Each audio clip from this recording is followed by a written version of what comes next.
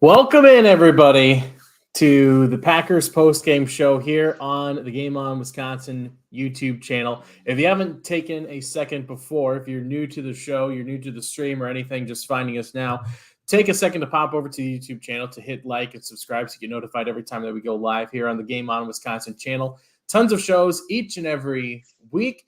Hope you follow along with us if you're new here. I am Dan Connick, and joining me is good friend of the network, Amar Diesel. How are you doing, man? A tough one for the Packers, a 25-24 loss on the road to the Falcons in week number 2. I had an interesting experience with this game. I got to watch maybe about 10 minutes total of it live. I'll get into a little bit more of that later. But from what I could tell, I got to see a lot of the first half live. From what I could tell, that was really the best part of this game for the Packers. The second half, especially, or particularly the fourth quarter, seemed to be where things started to fall off the wagon there. Yeah, no, I mean, they always say the Packers have a good half and a bad half, right? And it seems like they had their first half and the third quarter for a little bit too looked really good.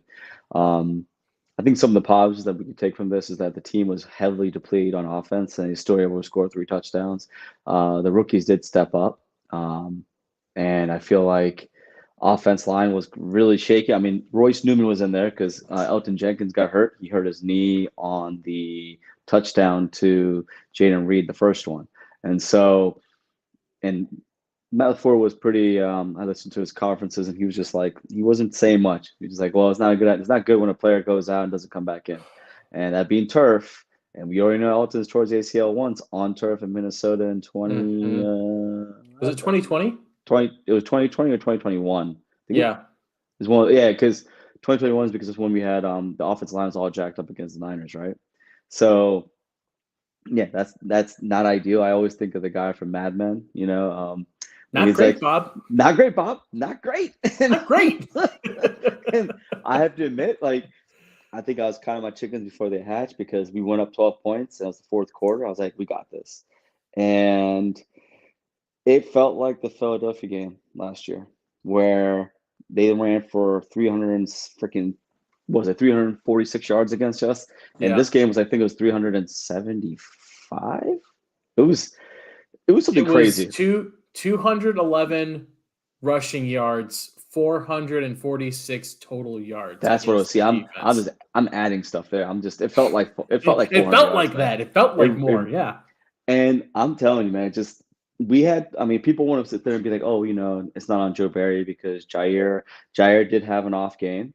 He had a pick 6 that he dropped. Yeah. Quay had a possible pick 6 that he dropped. But even then, though, when the team is running the ball, the team is known for running the ball, and you are doing everything but stopping the run, playing 2 down linemen. And I'm gonna lie, I'm like, you didn't see this, but there were multiple times we went on 4th down. They did the same play on 4th down every time.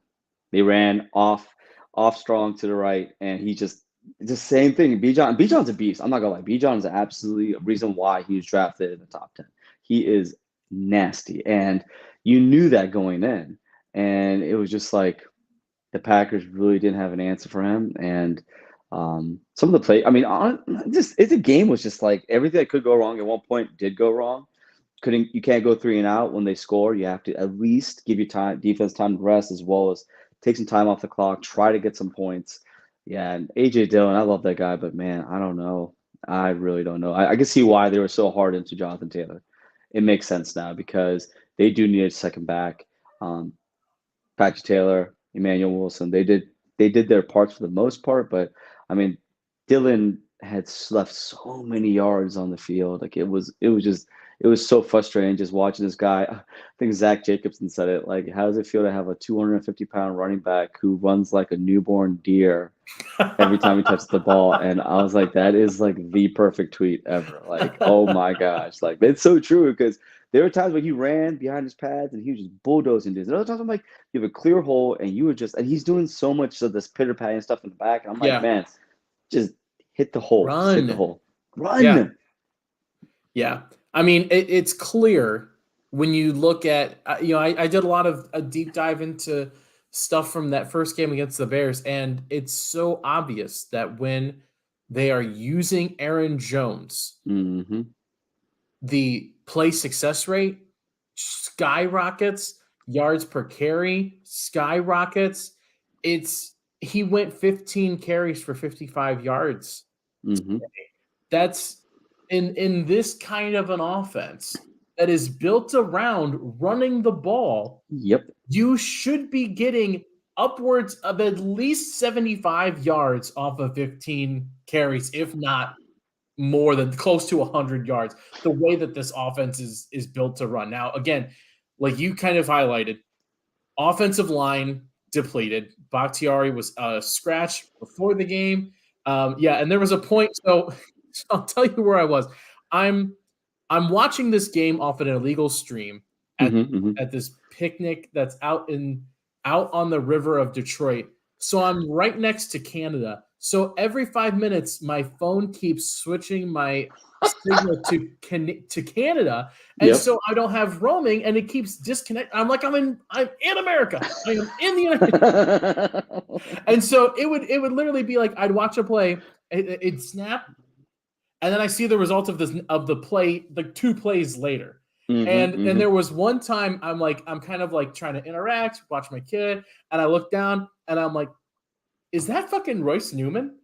And I'm like, oh no, what is going on in the game that Royce Newman is here in the game? No. I'm like, oh no, things are not going well. Honest, and you know what? I was with you too. The second I saw 70 out there, I literally wanted just to go. I like think about Tommen when he jumps out the window. That was me. I was like, oh my God, from Game of Thrones. I was like, it's done. It's over. But I got to give him credit.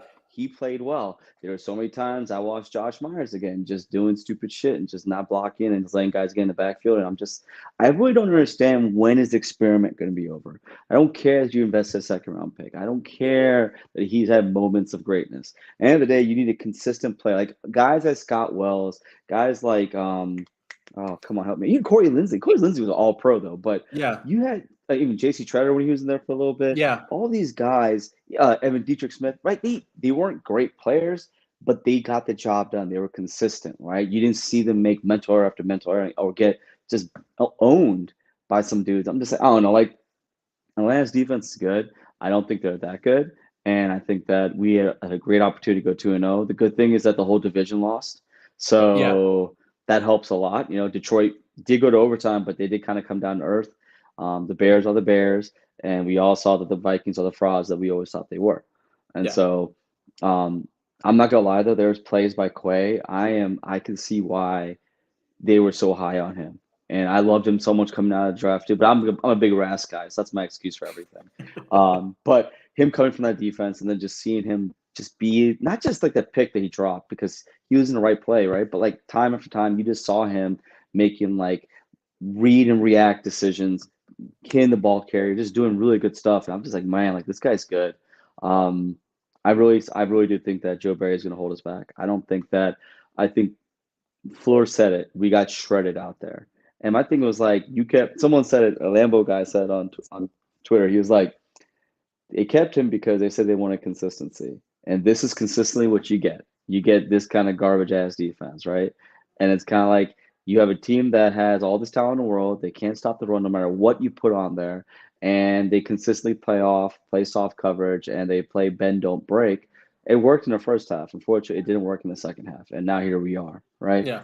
And you don't go into the fourth quarter up 12 points. Even if your offense is not, doing complimentary football, you as a defense are getting paid to make those stops. And you just – have you noticed with Joe Barry, he makes these bum ass quarterbacks look like just amazing quarterbacks, right? But Bailey Zappi, all these backups, right? They Taylor Heineke, Taylor Heineke, freaking now Desmond Joe Ritter, Flacco, Joe Flacco, old ass broke up Joe Flacco, a dude that was not even like in the league. I mean, what are we doing, dude?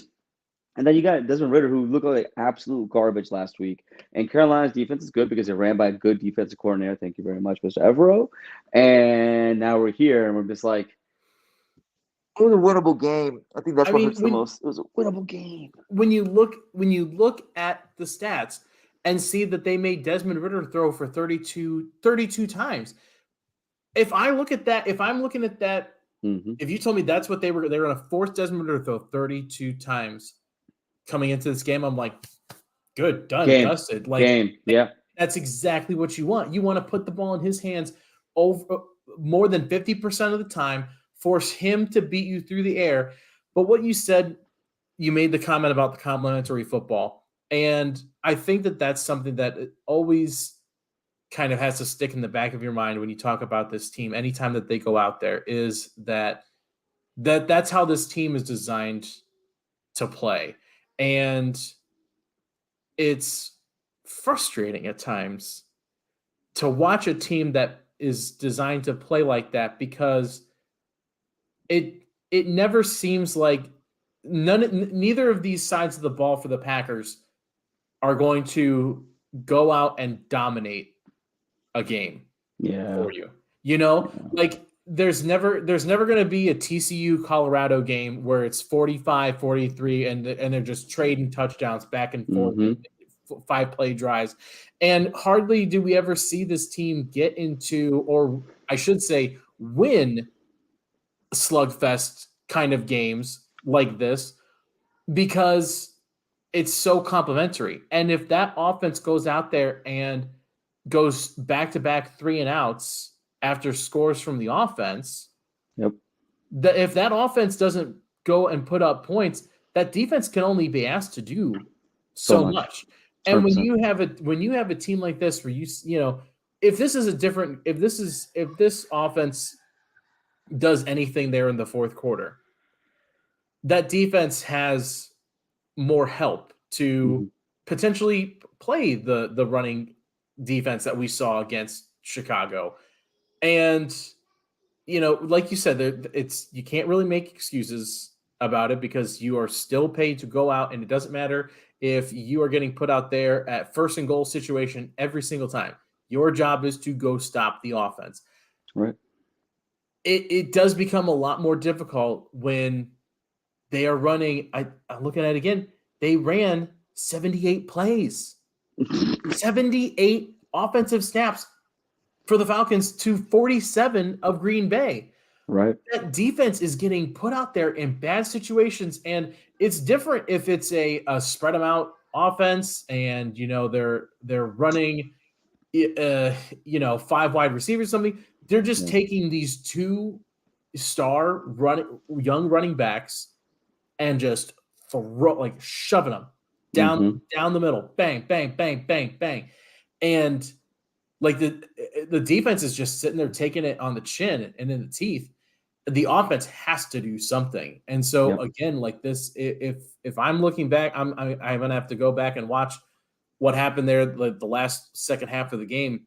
But from everything that I'm hearing on Twitter and social media, is that this is another kind of Matt LaFleur special of play calling your way out of a victory at times. And I mean, again, I go back to, this team needs a healthy Aaron Jones to be successful, or / insert, a running back of equal or slightly lesser value. I mean, it's you sort of mentioned it. It's time to start talking about what AJ Dillon's future is with the Packers. If any, right? What you said was pretty cool. You're like 15 for 55, right? What did Aaron Jones have last week? He had like 9 carries for 84 yards. Something like that, yeah, something insane, right? But that's the thing, though. There is a fundamental difference when you see 33 out there and when you see 28 out there, and it's just like you can see it and you can feel it. Now, obviously, not everyone is Aaron Jones. I get that, but like even looking at Tyler Algier in this game, he's a backup running back, but he knows how to follow his blocks. He doesn't try to do more than he needs to do, and he just runs the play. AJ Dillon thinks way too much. Like when he was that 2020 game. Or was it 2021? It was a 2020 game against Tennessee Titans in the snow. That was the best I ever saw of AJ Dillon. And I feel like we're never, I don't know if we're ever going to see that guy again. I don't know if he's thinking too much. I don't know what's going on, but one of the biggest things that we have, this is a running team. Like Matt LaFleur's whole offensive scheme is based on running the ball, right? And a few things you said, like one, they were running the ball, they weren't doing it efficiently. And then on top of that too, You have the ball to go down and kick a field goal. You don't need to score, just need to kick a field goal. And you look at the play calling, and it's like you're trying to get 6 points with every throw. And it's like, dude, just get the first down. Be methodical about it. As much as we want to like kind of hate on Rodgers, before last year, that's what he would do. You leave him a minute and a half or a minute, he's going to work down the field. And he's going to get the guys in the position to win the game. I was really hoping Jordan would do that. Now I'm not really putting all that on Jordan because I'm watching some of the play calling was kind of not the greatest, but also like when he executed, like he went to the right place with the ball. Like Samari has to catch that ball on fourth Right. down. Hit you in the hands, I don't care. You have to catch the ball. You got to protect the ball and you have to catch it. The miscommunication between him and Dobbs, he thought Dobbs was going to go farther up and Dobbs cut it off. I mean, at the end of the day, like you should have thrown it the second he started his break. You just throw it and hope to God he catches it, right? But him and Dobbs were off this game. He was definitely, held more on with Musgrave and Reed and Wicks and stuff like that. But I do see good things with Jordan, but I just feel like there's gonna be some growing pains, like we just saw today.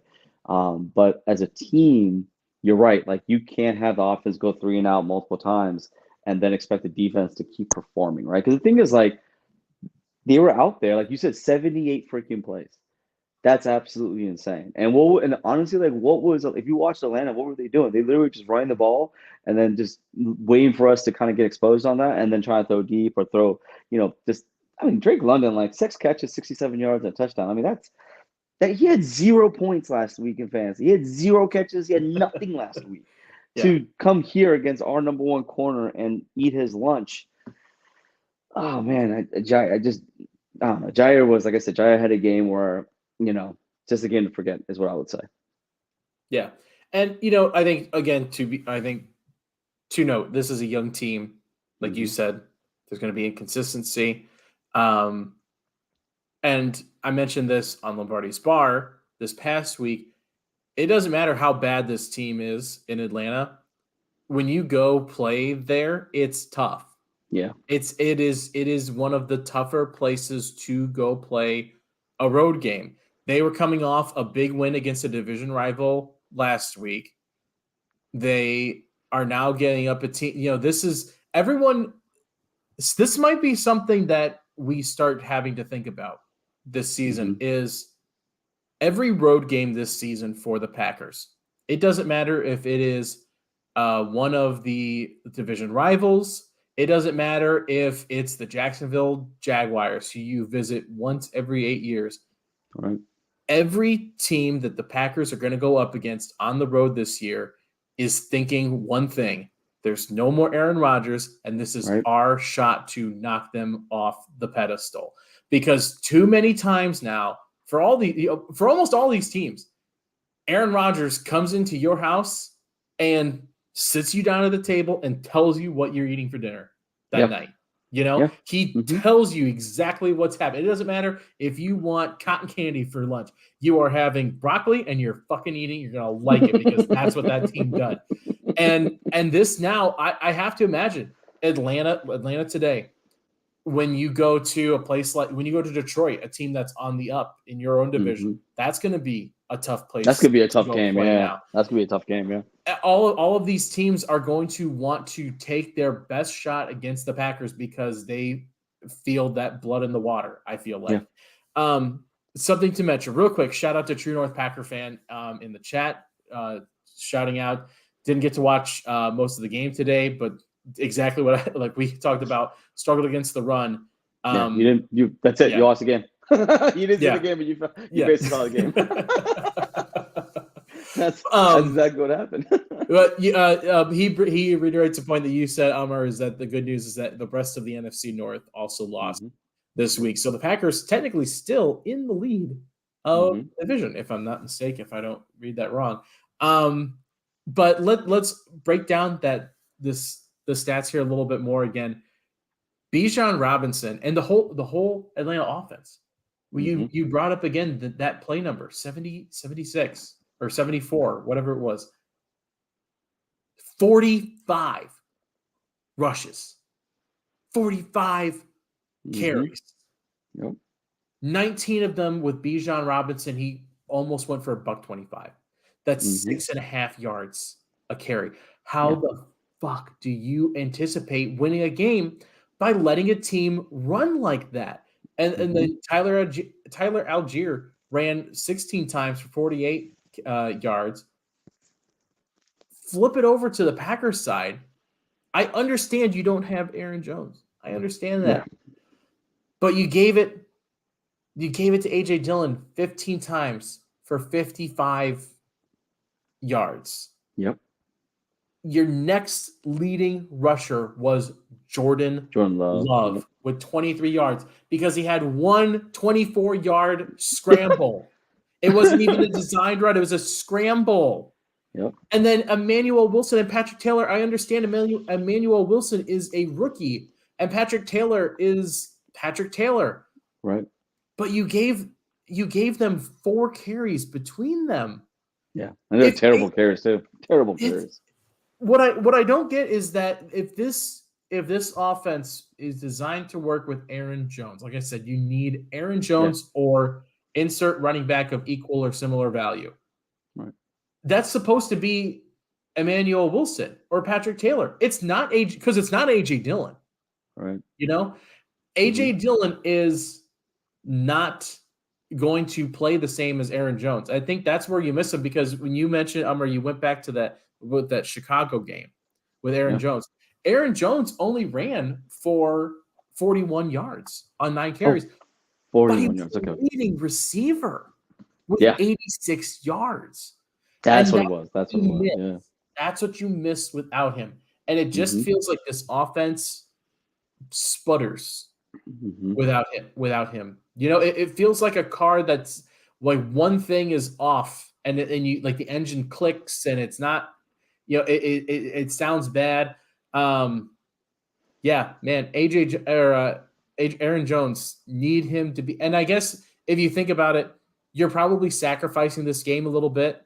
If you're Matt LaFleur, no Christian Watson, no Bakhtiari, you know, they weren't expecting Elton Jenkins to go down, but you know, that's another blow to this offense. You sacrifice a game for Aaron Jones and hope that he comes back healthy and that hamstring doesn't come back to bite him again here. But I want to talk about this point here too, Amar, and this is kind of becoming a little bit of a point to start bringing up here now is David Bakhtiari.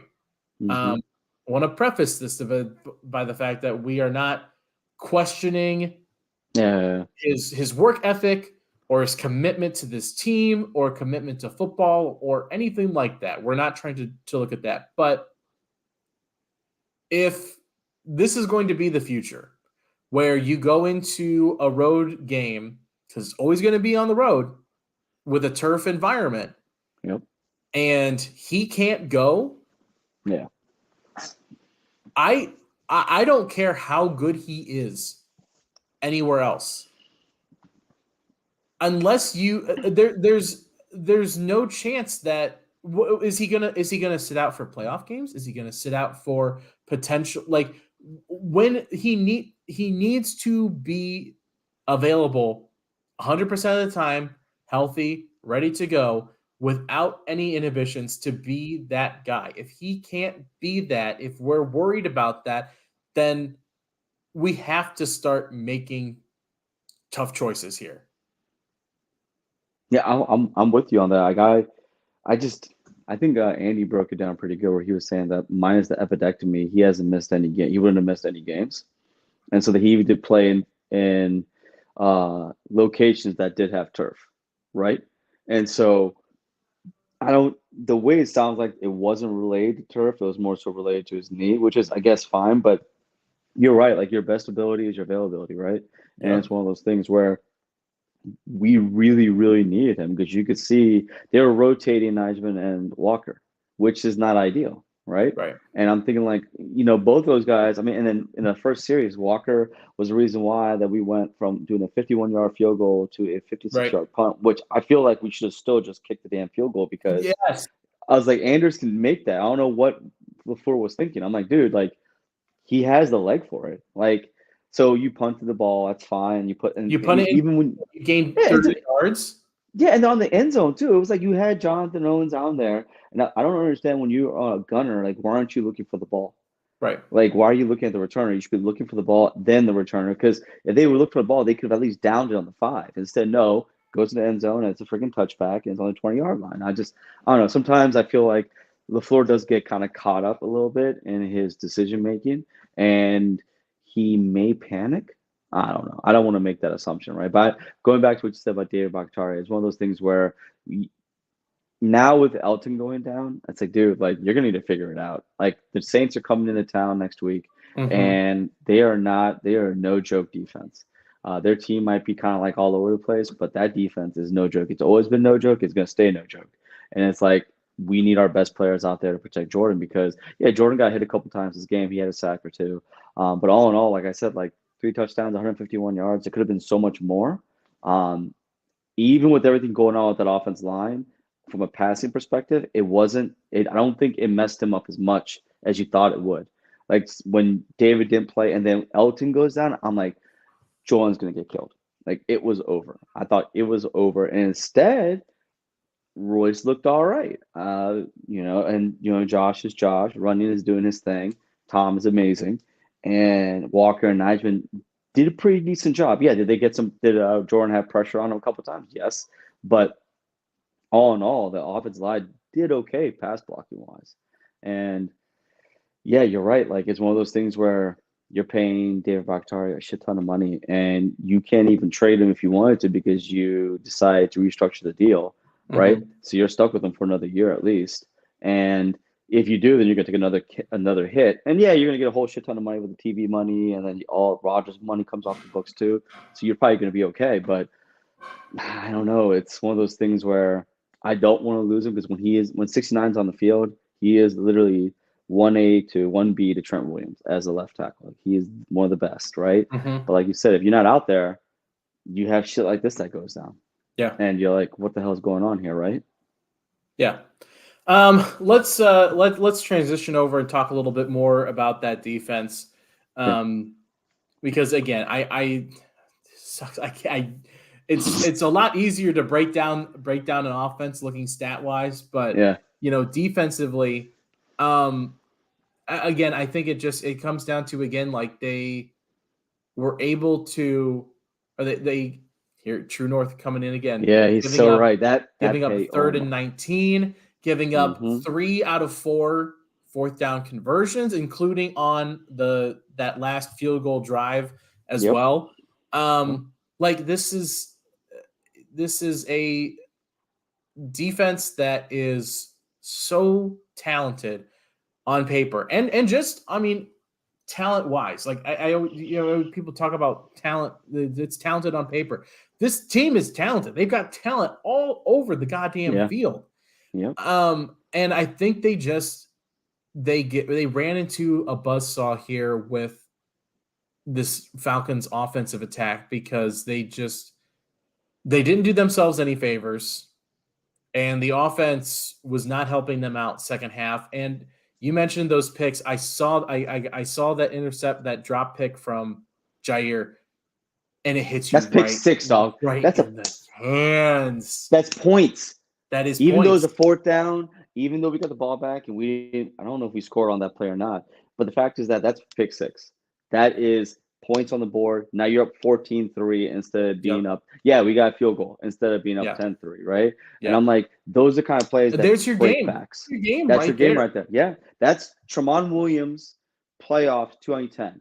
That is that same play all over again. And as a pick six to the house, you break their back. Now you do make them one dimensional, right? And Right. I think that's what the Can't Packers were run expecting. Bijan Robinson 20 goddamn times. Right. Now you're not giving them the ball like that. Maybe they are still, right? Because they know they can't, they really can't, they weren't really, even though they threw the ball decently, it wasn't like, they used the run. What did True North Packer fans say? Because they ran the ball to set up the run. They really did. To establish the run. Right? Yeah. And then to then eventually throw the ball, which is crazy, but it's so true where like there's points on the board and people are like, well, Joe Barry can't make those interceptions. I completely agree.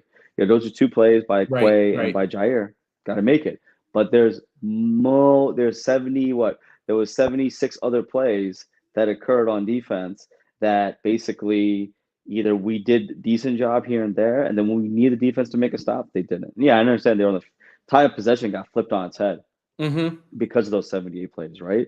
Yeah. And oh man, I just tell you that it was like a slow burn. And it just, you just saw it coming. And I was really like, man, like I just needed them to get a first down, and they couldn't do that. And it just reminded me of the Packers in London, second half, Yep. 3 and out. Yep. Yep. Yep. And you just knew right then and there this is going to be a game over for us. And you were up 14-3 in that game too.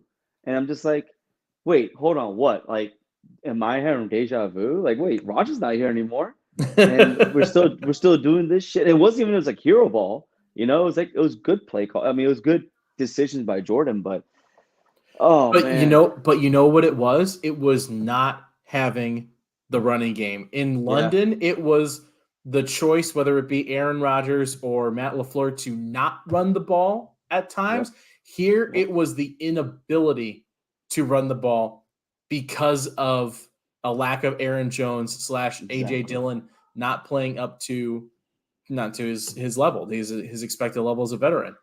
And I mean, that's what it comes down to. You mentioned that time of possession, 36 minutes to 23:45 for the Packers. There you go. There you go. That is 6 minutes. That's almost half of a quarter that It's the unacceptable. Falcons had the ball more. That's unsustainable Nope. as an offense. Heck yeah. It's Yeah. funny too what you said too, because like at one point I was like, all right, why? Like, me and Sammy were saying that, like, why are we giving the ball to Dylan? And then he started running a little bit, right? But I was like, you're right. Like after the first 5 carries, I would have been just splitting carries between Wilson and Taylor, and just keep doing that back and forth, and then make Dylan be like, all right, dog, if you're not going to get it done, we're going to put you on the bench, and we're going to see what these young Thundercats can do, Yeah. and then we'll sprinkle you in and see how that is. Yeah. But man, like all the hype that we saw with Wilson in the preseason, and he just gets 4 carries. I'm like, that's just unacceptable. I was Yeah. like, give him a full load, see what's going to happen. At that point, what was the worst that was going to happen? You know what I'm See, and saying? Like, that's the thing. Matt LaFleur at times, I don't know if it's like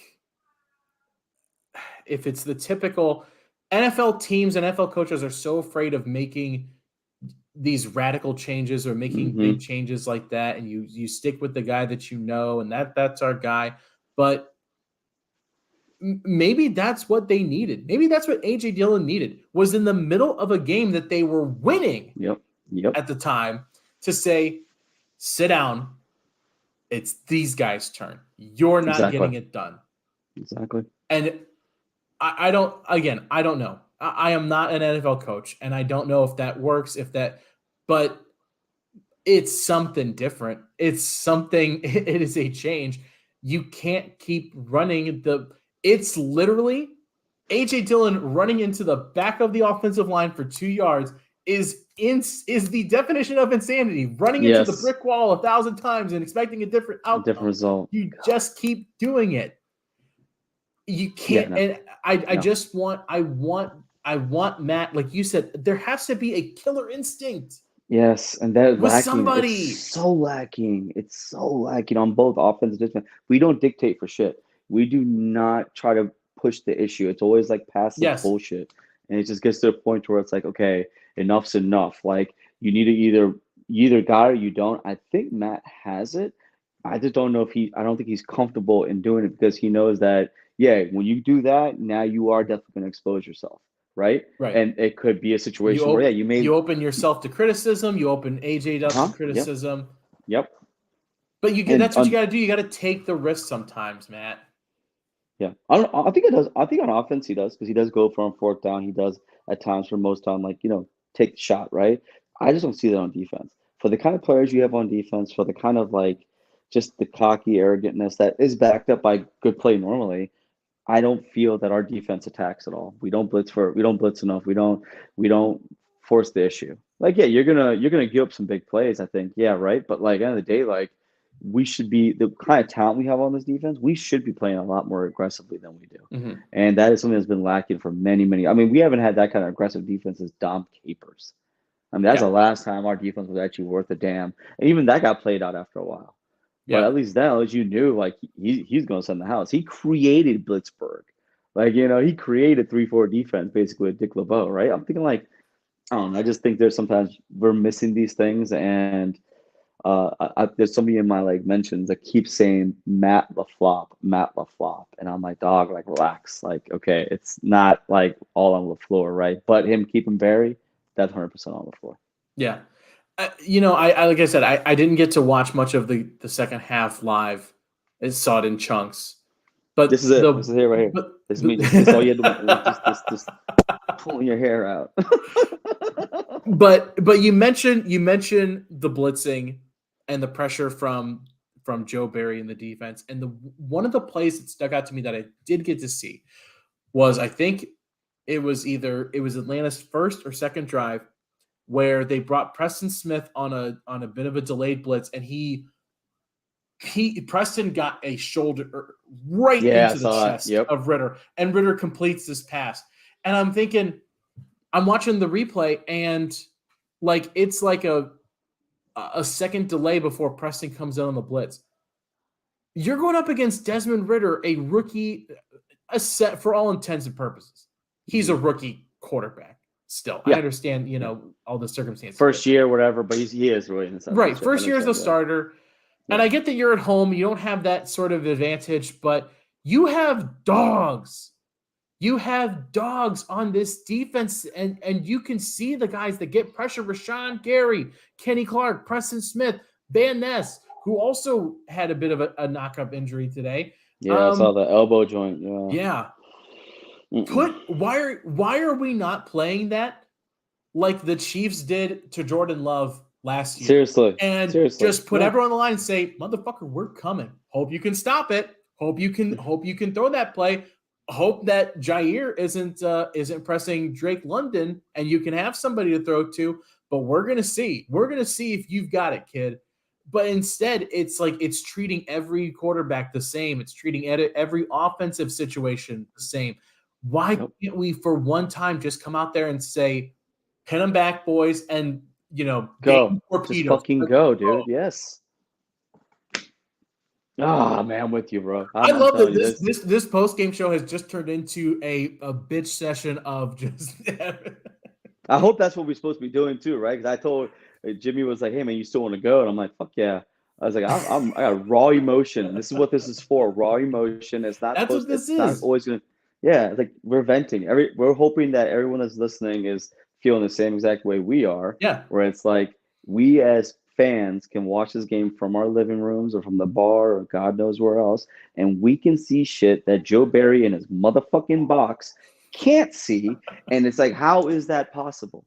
How is it that you are a defensive coordinator, you are now in the box, basically like in fucking timeout with a dunce cap on, and you're sitting here and you still can't see that it's 3rd and 1 and you're playing your guys 15 yards off? Yeah. I thought that was going to be gone with Greg Williams coming in. I was wrong. And I'm just kind of like, all right, when's enough's going to be fucking enough for Matt? Like, you're going to go the whole year with this dude? You're going to go the whole year when you know we could at least have a chance of making a run down the year. Like, we easily could. Like, what are we doing right now? Like, I don't get it. I just don't get it. Like, I don't think they're not gonna change in the middle of the season, barring a total collapse. The thing is, we could be doing so much better than Joe Barry. This is the Matt Stafford situation. Yes, exactly. This is the Matt Stafford situation. Yes. Matt Stafford's not a great quarterback. No. He's a good quarterback. Yes. If you want to elevate this, if you want to elevate this team and this defense, you need to go bigger than Joe Barry. Joe Barry is playing it safe if you're Matt LaFleur. Yep. You've got to elevate past this. You've got to be afraid to take the chance. The thing is, and Corey K in the chat, he says Barry has until the bye. I don't know if that's for you or for Matt LaFleur. I don't foresee them ever making a change in the middle of the season because who are you going to get to come in and take over, in the middle of the season, and B, what is that going to look like? Of now, let's say you change it the bye week. What are you going to have this defense now learn a different style of defense or a different defensive playbook or anything like that? It feels like that's a decision that needs to be made before training camp. And if you're not making that before training camp, then this is the horse you're riding with for better or for worse, Yeah, it's a three-legged horse and a mostly worse. Yes, I was gonna say shit. The horse headed to the glue factory. Seriously, he's gonna be doing rides in New York, man. Shit. He's like that horse that Peter Griffin bought on. God, like cross-eyed. Yeah, just dumb as shit. All right, first off, I gotta say hi to my boy Sanjay. Yes, Sanjay. I've known Sanjay freaking forever, man. That's my dog, man. I love Sanjay. And I agree with Corey a little bit. I could see it. When you say till the bye, are you saying for you personally, or for that should be what the Packers are doing? Give him until the bye. I would give him if you on defense week in and week out keep having these kind of like issues, right? The thing that gets me is like the ignorance by Matt LaFleur when he's just like, oh well, down the stretch the defense played well. Well, yeah, you down the stretch, you played against a concussed Tua, you played against Baker Mayfield, you played against multiple backups, you played against all these freaking bums, right. And now you're over here telling me that like he gets a pass, and yeah, he did shut down the Detroit's team for the most part until like the very end, right? I just am like what this guy's providing to your defense. You're supposed to have more input into it, but at week 5, I think our bye week's at week 5, right? Week 5, it's week 5, isn't it? Yes. So week 5 bye, right? All right. So week 5, week 6. So with that being said, I'm kind of like, all right, dog. Like, when's enough's enough? Because this is the kind of thing that can get you fired. I'm not trying to be hyperbolic here, but I'm just being honest. Like, as a head coach, you make decisions like this where you decide to keep you promoted from within with Maurice Drayton, right? That didn't work out. Then you also signed freaking the what was the fucking special teams coach before him? It was garbage as fuck. Mike something. He was terrible too. But I'm talking about the bald head bastard. Looked like freaking Pettin's like second, like stunt double or some shit. Yes. And it starts with a V too. But like, and then you do this Joe Barry thing, and I'm just like, you had 2 years, and like, I don't know. I'm just at a point now where it's like, all right, Gary wasn't there last year. He's back now. He's on a pitch count, obviously. But I don't know. I just needed, like, he just do it just to appease us psycho fans. Where it's just like, all right, fire him, promote Greg Williams in there, promote Jason Revovich, because he's been taking that defensive line. The defensive line's played really, really well. I have to admit, when they hired Revovich, I was not a fan because I'm a big Mike Smith guy. And then I'm just like, holy shit, this defense looks good. Like, the defensive line looked pretty damn good. I think maybe KO as a linebacker coach is doing a pretty good job too. There was something that Justice Mosqueda said that I completely agree. It's like, shoot the fucking safeties into the sun. Like, I am just done with all of them. At this point, if you could trade away your first and second round picks to get some decent safeties that are out there that just don't want to be on the teams they're on, i.e. Budda Baker, fucking do it. Just do it. Just do it. I don't even care anymore. Just do. I don't care what it takes to get Budda. Get me Budda, man. And I'm telling you, I don't know if you saw the Savage almost interception where he got mossed. But it was a flea flicker, which I gotta admit, Matt LaFleur's first call of the game, a flea flicker. Now I love that. Loved it. Loved that call. Okay.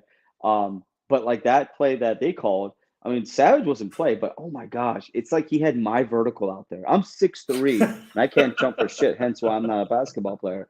But he looked like me out there trying to jump up. I'm like, dude, like, how do you mismanage the ball that bad? It was remnants of that Minnesota game where like Savage almost had 4 picks, and every single time he got mossed or he dropped it or God knows what, right? It was that shit all over again. Yeah. But no. This, like I said, this game was just, oh man, it was like, I think True Packer said it here. Like, it felt like the 2019 Niners. The only difference was that they didn't have Mostert running for like 300 yards on us, but those like little paper cuts of like 7 yards here, 8 yards here, 15 yards there, felt like the same damn thing. It really did. Yeah. Before we kind of wrap up here, let's go ahead and look ahead to this week's game, or next week's game, I should say. Saints at Lambeau, home opener for the Packers. I mean, I'm completely jazzed by that because making my way back to Green Bay for the first time in a couple of years. Love home openers. Love getting back to Lambeau. The Saints, well, they play Monday night. They play tomorrow at the end. I think they're at Carolina tomorrow on the Short Monday night week. doubleheader. Yeah, I'll take it. Get them on the short week on a Take it. travel. Yeah, I like that. Yeah, that's Court Wilbach decide to play on Sunday. He will. He'll play next week, I think. Oh, he'll play next week for sure. On grass, he'll play 100%. Yeah. So this is an offense because you mentioned the defense. The defense is the defense for Carolina. They still have Cam Jordan running around there. That's the one that scares me right now. If like Elton Jenkins is seriously hurt and they're having to rely on Royce Newman trying to potentially guard against Cam Jordan. You still have I honestly forgot Tyrann Mathieu was a Saint now. Like that's a bit of a scary defense. The offense, though, this actually might play into the Packers' best interest, this offense, because it's Derek Carr as the quarterback. And while they do have Jamal Williams, and we all look, nobody loves Jamal Williams than the people here at Game On Wisconsin. You can bet your Damn right. dollar on that. Damn right. He's not Bijan Robinson. No, he's not. He's not Bijan Robinson. He was pretty damn good at Detroit.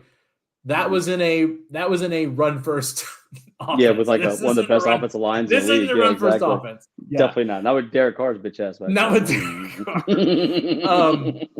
And obviously not with like the pass catchers that they have. You've got Michael Thomas. You've got Chris Olave. Who else do they? Oh, well, I mean, I guess you could throw in Taysom Hill is still there that they're throwing the ball. Yeah, that's true. I think this is an offense that I think is gonna play more to the strength of this that pass rush for the Packers. I think they can get a lot more pressure on Derek Carr. I'm going to be watching Monday night with a lot of interest because that Carolina defensive line, we saw them take care of Desmond Ridder last week. We all came in and thought that it was the same thing. How does that play? We get to kind of see similar play styles here against the last two opponents for the Packers. For me personally, I like I said, I think this plays well to the Packers' strengths. If Aaron Jones is able to go, even better. But I think being back at home, Jordan Love is going to feel so much more comfortable regardless of who he's playing on offense with, offensive line or pass catching wise. I think that offense is going to hum, and I think the defense is going to right itself coming back to Lambeau for the first time this year. So I feel positive about that Saints game next week. Felt positive about this week, so I guess take that for whatever it means. But early thoughts ahead of the home opener next week. Oh, I think that I really do hope Aaron Jones is back. I hope that we can get him back for this week. I hope Christian Watson plays as well too. I think that's a big dynamic. It sounded like the Aaron Jones thing was more of just a precautionary, which is crazy, right? Because he would have been so amazing on this turf. He is so good on turf, right? Yeah. Like he's like 5 miles faster on turf. I feel like because every time he goes to Dallas, he's like it's like Jesus that's walking on water. It's ridiculous. And like I really want to see how the Packers answer to adversity now that they've lost a game, right? Because they weren't going to win every single game, right? You can't go 13-4 without losing 4 games. So with that being said, I just think that this will be a time for the offense to maybe hope that D-back is there, find a good solution at left guard, and then really see what they do on offense and on defense, really regroup, regather, see where they messed up, and see how they can improve upon the good things that they did well, and then the things they did bad, how to make sure that those things don't come again. And I'm just hope when we know that Joe Barry don't make adjustments to save his fucking life. So we don't know what's gonna happen there. But honestly, like when you get not punched, they didn't get really punched in the mouth in this game. I would say, right? Like no, I feel like it was just a lot of body blows. But now you're at home.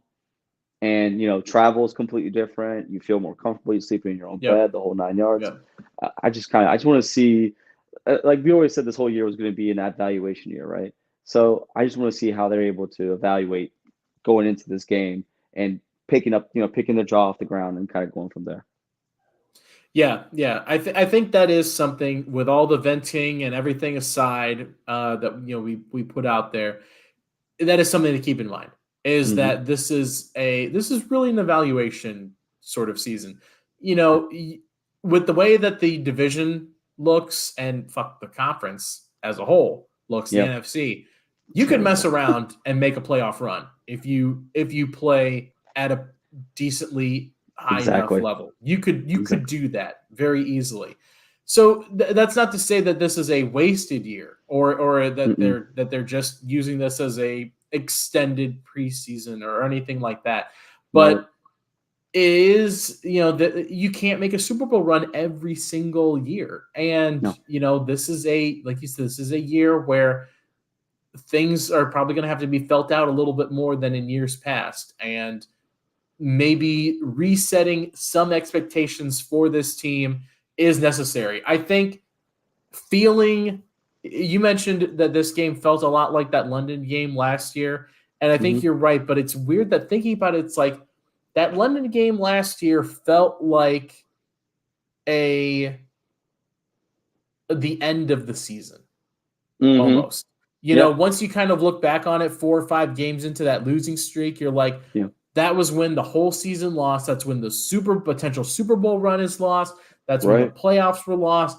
That's where, and you look back on it with kind of a disdain. But here, like I think Corey said in the chat, you learn your lessons and you move on.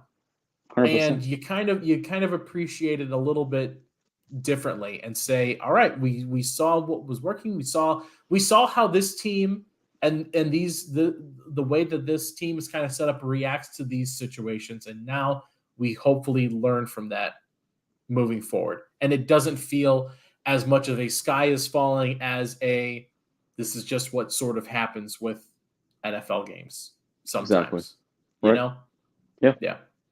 All right. Again, thank you guys for stopping by here on the Packers post-game show. Again, Packers lose 25-24 to the Falcons on the road. They are 1-1, still atop the NFC North, taking on the Saints next week in Lambeau.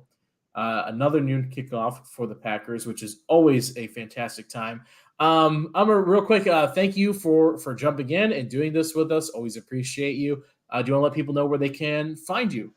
Thank you for having me. As always, I'm looking for if you guys want me on every Sunday after these games, win, lose, or draw. I am here for you guys. I love this stuff, man. So this is great. Verbal contract. You all heard it. Yep, there it is. Boom. Legally binding. Legally binding. It works for me, man. Handshake there.